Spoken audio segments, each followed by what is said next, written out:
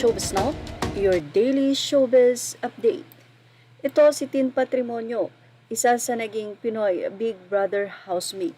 Si Tin Patrimonio ay anak ng sikat na basketball player na si Alvin Patrimonio, na ngayon ay active pa rin sa basketball pero bilang coach and mentor.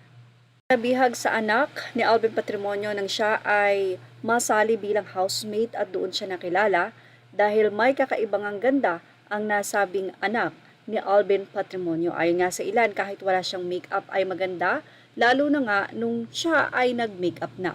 Umik na nga ang buhay ni Tin at simula nga noon ay wala nang nabalita sa kanya. Pero nito lamang ay nagulanta nga ang mga netizen matapos ngang i-post ng fashion police na manganganak na nga ang magandang anak ni Alvin Patrimonio.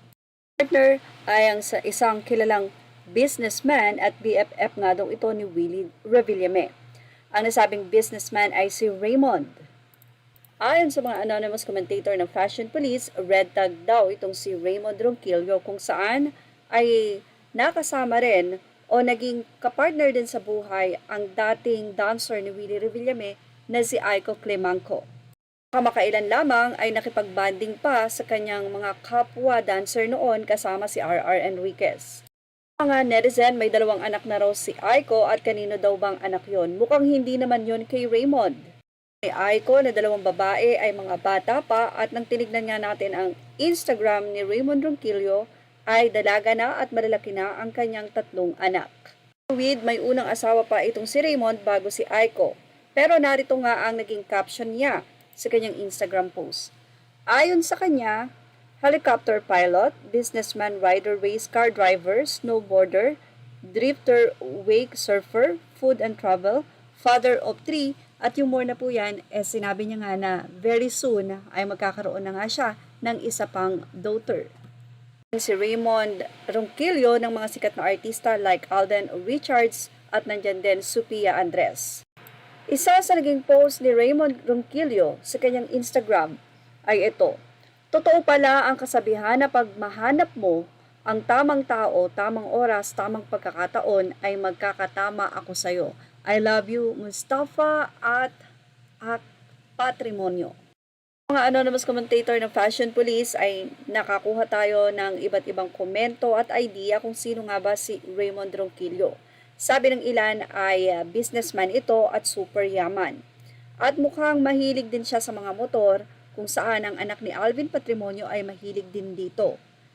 Tila ito nga ang naging dahilan para maging close at ma-develop ang feelings ng dalawa sa isa't isa. Mukhang totoo nga ang sinabi ng isang netizen na super yaman talaga si Raymond dahil puro travel sila ni Tin kapag binisita nyo ang Instagram ng dalawa. Makikita nyo na nasa eroplano, nasa ibang bansa. Even the baby revealed ay sobrang napaka-ingrande dahil ito ay ginanap pa sa Aman Pulo, kung saan ay marami nga pong mga kaibigan nila na may sinasabi sa showbiz industry at sa mga mayayaman na kaibigan ang present doon.